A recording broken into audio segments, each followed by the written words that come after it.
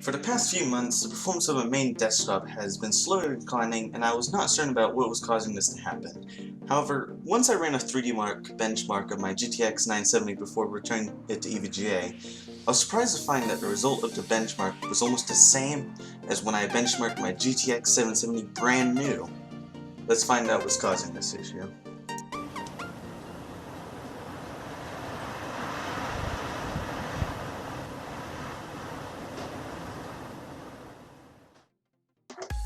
What's up guys, it's Ignitable here, and today we're going to be investigating what is causing my computer to have a declining performance for the past couple of months. Before we get started, let me talk about my current computer specs. My CPU is a Core i5-4670K overclocked to 3.8 GHz. Right now it is at stock speed of 3.4 GHz because of overheating. 32 gigs of DDR3 RAM clocked at 1600 MHz. A GTX 970 from NVIDIA, a 120GB SanDisk SSD is my boot drive, and to store some other crap if necessary, and plenty of other hard drives for storing all of my game recordings for YouTube. So before my computer started slowing down, everything was great. I could play almost any game I wanted with little to no bottleneckage from anything, and I could enjoy being a PC gamer. However, the performance degradation started to occur in mid-July. At first, performance loss was minimal, and I could hardly tell that anything was happening, but during the end of August, right before my school year was about to start, my overall performance had gone from pretty good to overall crap. One of the notable things about this issue of my performance going to crap was that my stock CPU cooler was loud as hell when running games. Keep that in mind as I continue my story about my mystery. So it took me a while to figure this out. Some of the first things I did was do several virus and malware scans, thinking that it may have been something that could be screwing around with my computer. I did, however, find some malware on my computer from long ago. After cleaning that off, my computer did not solve the problem. The next solution I came up with was dusting out my computer. Opening up the case, I noticed that there was an extreme amount of dust on my CPU cooler. Thinking that this could be a problem, I grabbed my can of airspray and completely cleaned out the computer and all of the components that stay inside of it. I thought I solved the problem right then and there because I thought that had to be the only other problem, but that didn't solve my issue. At this point, I started to get real pissed off because my computer was not getting any better, but just getting worse day after day, night after night, until it hit me. How hot does my CPU get? So in order to find out how hot my CPU was getting, I headed over to Intel's website to get their Intel Extreme Tuning program. It's great for stress testing your CPU, overclocking, and get this, reading how hot your CPU gets. Now the next part I'm about to tell you will probably make your balls fall off, but if you have any, but the idle temperature alone, was sitting at 70 degrees Celsius. You're hearing that right, not Fahrenheit, Celsius. For some of you that is not sure how hot this is, let me tell you, the temperature that I get when idling is the temperature that you were supposed to get when playing games. The next part is even worse. When playing a simple game of Minecraft, my CPU went from the burning 70 degrees all the way to a melting 100 degrees Celsius.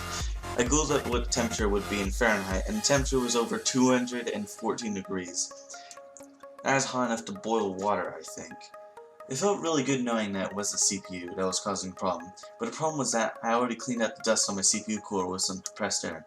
So I basically ran out of ideas except for one thing, taking the CPU cooler off to check the thermal paste. For some of you that don't know what thermal paste is almost like a glue, except it's not sticky, and its primary purpose is to transfer heat from the CPU cup to the copper plate on your CPU cooler. If your thermal paste begins to go bad, that means your computer will probably start heating because your computer is struggling to transfer the heat from the CPU to the CPU cooler that was installed. When I took off the CPU cooler to inspect what was wrong with the CPU, my predictions were as right as I thought. The thermal paste went bad. Usually when you install thermal paste on a CPU, it is usually a good idea to replace the thermal paste every once in a while, like a year or so. But for me, that was not even close to that case. It had been almost 3.5 years since I put new thermal paste on my CPU, and that was when I originally assembled my computer for the first time. As you can see right now guys, the thermal paste looks really bad, so what you should do is grab your nearest credit card or whatever you can find, and just scratch the solid paste right off. However, at the time of when I was cleaning out my computer, instead of using a credit card, I actually ripped out the CPU from its socket and scraped it off with the nail of my thumb. For some of you newcomers to my channel, or people that are not good at technology, that is one of the worst things that you can do with your computer. Not only can you accidentally drop your CPU and break it, but if you hold the CPU wrong or even touch some of the gold pins wrong on your CPU, you can actually completely destroy your CPU because of the static electricity in your hands. And it's actually enough to fry some of the circuits on the CPU. The CPU is designed to run on power lower than what it can feel, so even the lightest touch of the CPU in the wrong spot can give the CPU a static charge that'll fry your CPU, even if the charge is so small that you can't see it or feel it.